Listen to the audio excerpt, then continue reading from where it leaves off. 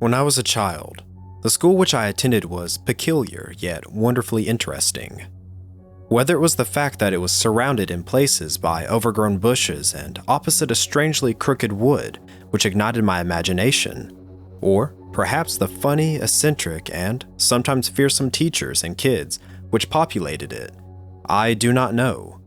I'm not sure of when it was built, but it certainly stood out from the houses and quiet streets which surrounded it, covered as it was in a bright, fiery red paint which drew your eyes to it immediately.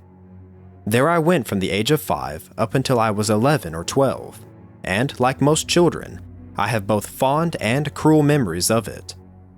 Each day, with a rucksack on my back, I would wander past the crooked wood and wave to the lollipop lady, Mrs. Collins, a kind old woman whose job it was to stop traffic with her bright yellow sign, letting us cross in safety, and after meeting my friends, walk through the rusted brown gates into one of 2 playgrounds.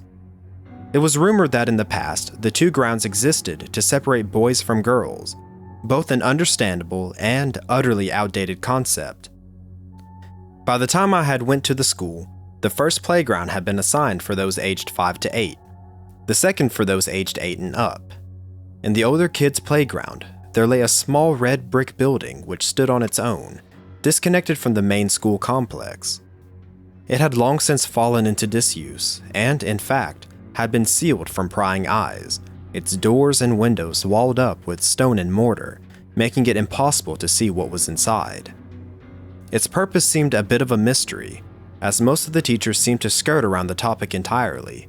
But of course, stories spread amongst the wild imaginations of children, and in my school, this fondness for outlandish tales of tragedy and forbidden places often led to bizarre rumors and whispers, particularly pertaining to the sealed building.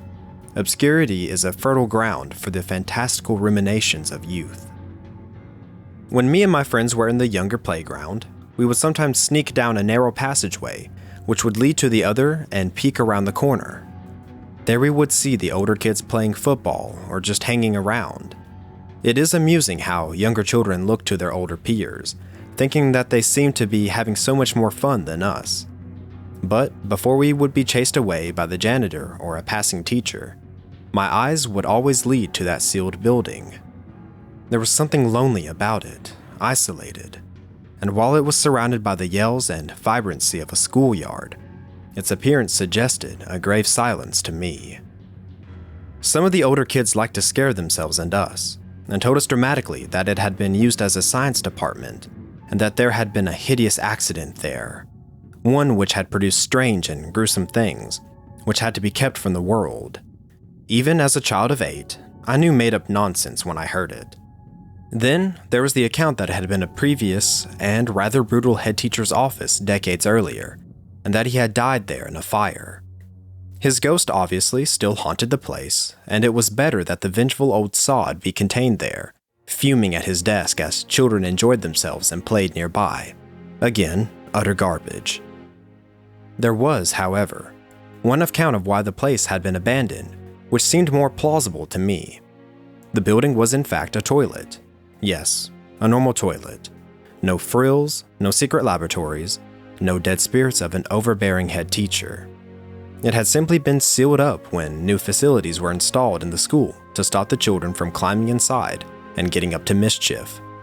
But yet, despite this mundane explanation, there were still in fact tales to be told about the red-bricked, disconnected building in the older kids' playground. Although I had heard the stories, it wasn't until I was in my 4th year at the school that I became intimately and, at the time, uncomfortably involved with it.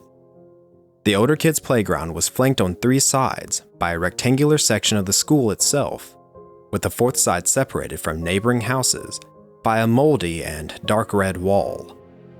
It was isolated from the other playground, other than the aforementioned passageway, and, to further the feeling of imprisonment, was characterized by tall metal fencing which rose up in places where a brave classmate might have attempted their great escape. Yet, there was one old gate which did allow access of sorts, but like prison guards, the teachers tended to check on it regularly. There, in the corner of the grounds, lay the old building. Its windows were indeed enclosed in brick, as were its 2 doors, but the roof seemed unusual to me, being flat in places and surely gathering puddles of rainwater during the wetter seasons. I was, at that age, and embarrassing still to this day, terrified by heights, and it was much to my horror when I discovered that climbing up onto the roof of the old toilets was seen as a rites of passage of some sort.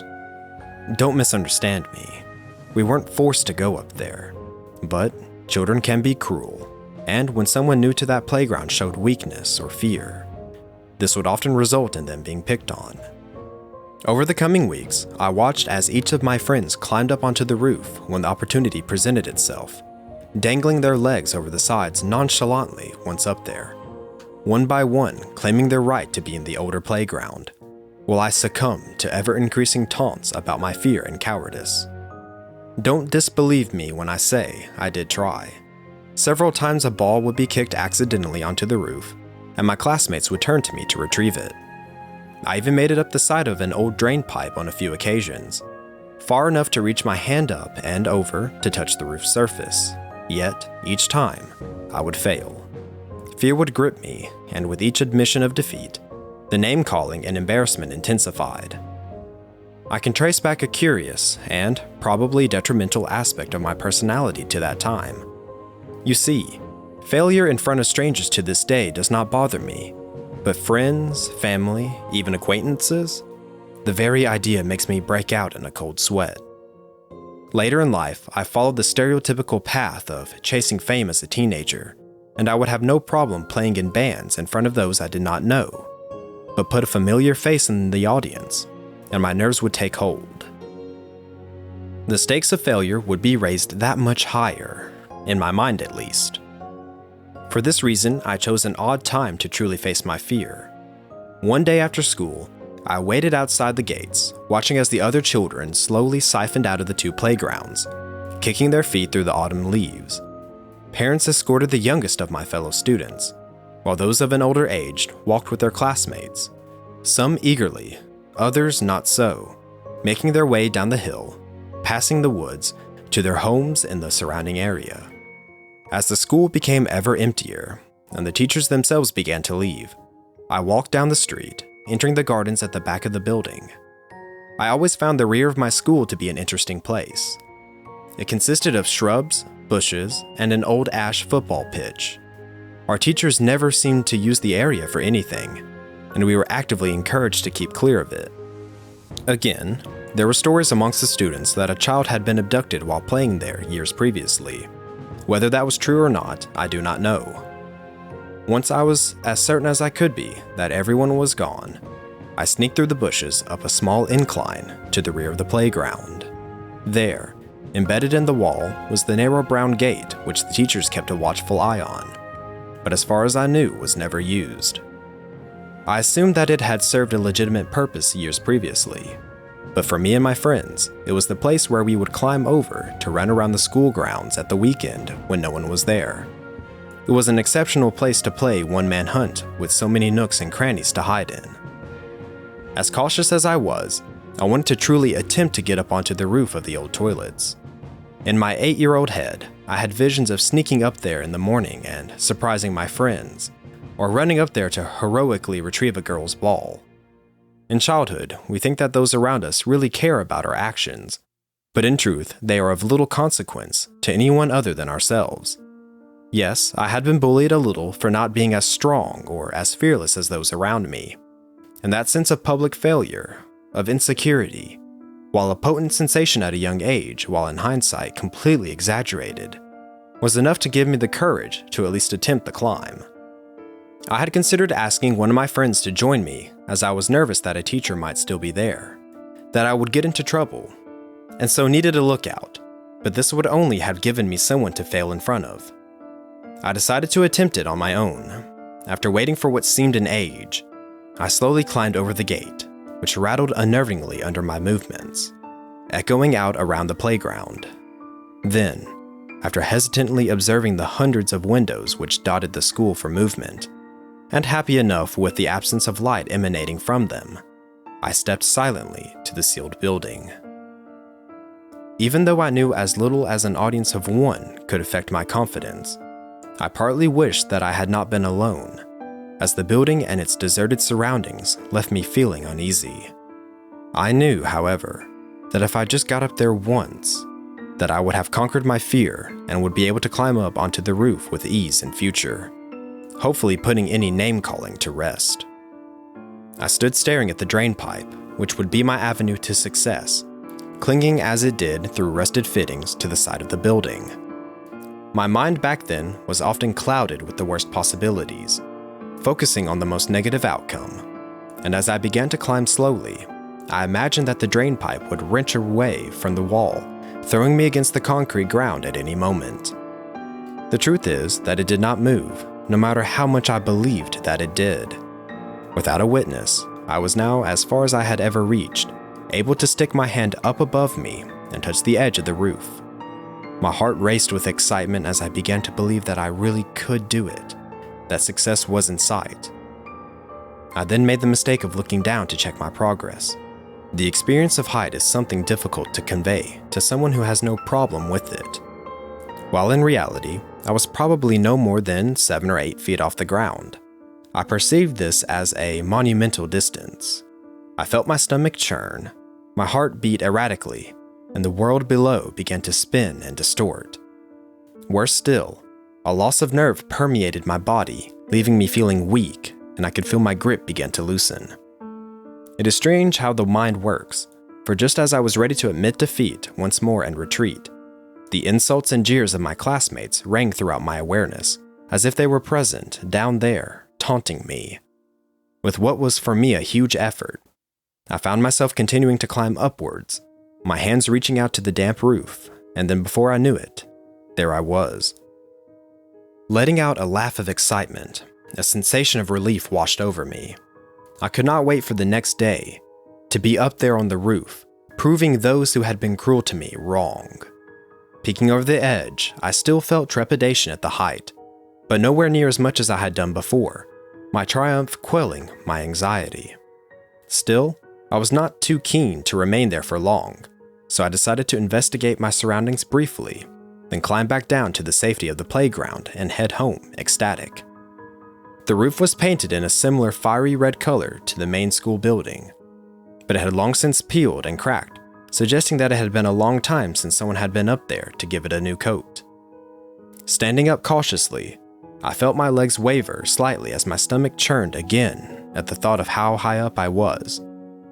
Laughable, really, as the height of the roof was probably no more than 10 feet. Yet, no matter how nervous I was, the sense of triumph which I felt coursing through my body was truly wonderful. I walked slowly from one side of the roof to the other, careful not to trip as I did so. The short walk from the drain pipe to the opposite ledge and back filled me with a feeling of conquest, as of someone patrolling their territory.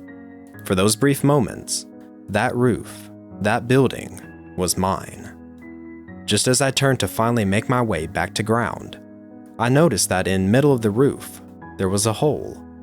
I'm not sure how I hadn't noticed it before, although it was quite small, big enough for me to fit my hand through and little else.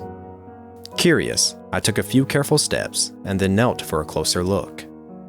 Yes, there was a hole, and the light from the evening sky passed straight through it, illuminating what lay inside. I put my eyes close as possible to the opening without blocking the light and was surprised by what I saw. Down there, in the darkness like a perfectly preserved tomb, the old-fashioned white tiling remained intact. I could see the sinks where students years ago once washed their hands or flicked water at one another for amusement, and 3 stalls, cubicles with strong dark brown doors, lying there as if still used. The air inside was tinged with dust and age, yet if someone had told me that the building had been sealed only the day before, I would have believed them. All but for one thing, a layer of stagnant water which covered the floor, no doubt accumulating there from rain dripping in through the opening in the roof. Then, I became aware of a strong smell. One which left my eyes stinging slightly and my mood apprehensive. Yes, there was no doubting it. Someone was smoking a cigarette nearby. My heart sank as I lay there motionless, cursing myself for taking too much time on the roof to celebrate my victory. A teacher, or perhaps the janitor, must have stayed behind to work late and was probably standing in the playground below. I thought that they must have been close as the smoke smelled thick and oppressive. I lay curled up on the cold, wet concrete, waiting for whoever was there to leave. The now almost caustic smoke seemed to be increasing in strength, and several times I had to hold my breath, frightened that I would cough and be caught. I do not believe I exaggerate when I say that I lay motionless for half an hour. Yet it took me all that time to make a simple, yet unsettling observation.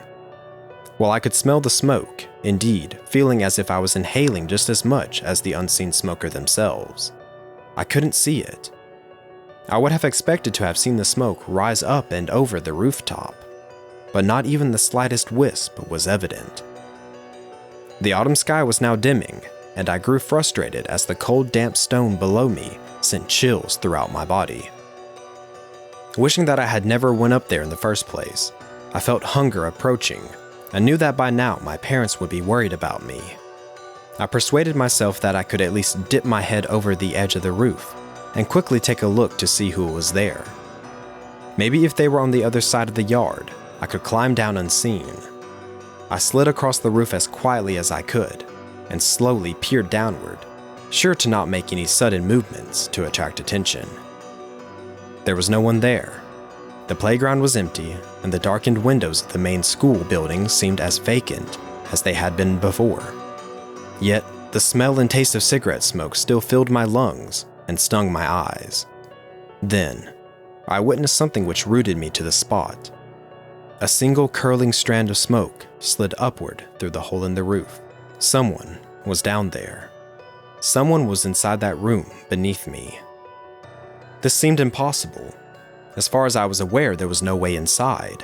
The building had been sealed off perfectly from the outside world, yet there it was, a puff of cigarette smoke which escaped first from the mouth of someone unseen below, and then through the hole in the roof to where I had been lying. My triumph of finally facing my fear of heights seemed a distant memory, and now all I could think of was getting off of that roof to safety down below. But the hole lay between myself and the drain pipe, and curiosity being as gripping as a mindset as any, I decided to take a quick look inside before quietly making my escape and leaving the building behind. As I approached the opening, the smell of smoke grew stronger still, and as I peered inward, the thought of "don't look" filtered through my mind. But it was too late. I had looked. At first, there was nothing. The room below seemed darker than it had done before, but this could be explained by the dimming sky and my eyes adapting to the change. What could not be explained was the noise I heard coming from inside. It seemed distant at first, indistinct and uncertain. Then, it gradually took form, to me sounding like someone choking. I smiled to myself, thinking that it was probably the cigarette smoke, and that maybe some local kids had a den down there. But then suddenly, in the gloom, my eyes were drawn to one of the cubicles. Its door was closed, and yet I was not convinced that it had been before. I tilted my head closer to the hole, but my angle of view shrouded the inside from inspection. As the choking sound increased in volume, so too did the smell of smoke. Then, sound and smell were joined by something which chilled my very soul. I panicked and let out a cry as the door quivered with impact, as if someone violently kicking it from the other side. Smoke now filled my lungs, and as my eyes watered, I could barely see anything both inside the building and out. Then, it stopped. The choking sound had disappeared, and the smell of smoke had simply vanished. For a moment, I started to think that I had imagined it all. I gasped for air, drawing deep into my lungs, only for terror to take me once more. In the dark silence and the cold, damp, and forgotten room below, the sound of footsteps and water filled the air. Then, the cubicle door slowly began to creak open. I can't say entirely what took place after that. I believe I've blocked much of it from my memory. Apparently, the headmaster, an intimidating yet kind man by the name of Mr. McKay, had been in his office working late on the other side of the building when he was disturbed by the sound of my screams. He rushed outside and found me on the roof curled up into a ball, paralyzed with fear, sobbing. After some reassuring words, he helped me down and took me to his office, where he once again guaranteed that I was safe, and then phoned for my parents to come and pick me up. I trusted Mr. McKay implicitly, and as I fought the tears back, I described everything which had happened: the roof, the smoke, the cubicle. As I told him my story, the blood drained from my headmaster's face. I have long thought about what he told me in that office after hearing my account. Perhaps he wished to frighten me so that I and others would never venture up there again. And looking back, it does seem to be a strange thing to share with an already frightened child otherwise. But he seemed genuinely disturbed by the events I had conveyed to him. He told me that years before I had went to the school there had been a tragedy there involving a 12-year-old girl, one who he refused to name. She had a reputation for being difficult. The teachers tried their best, sympathizing with her as she came from an abusive background. But they found her almost impossible to control, as she often threatened violence and had been suspended several times for fighting with other students. One day, she decided to skip a class and had managed to persuade 2 other girls to join her by promising them a cigarette each. So, as the story went, the girls sneaked away when the bell for class rang and hid in the toilets. The details of what occurred afterwards were less than forthcoming, but what was clear was that the poor girl had a seizure of some kind and died there and then.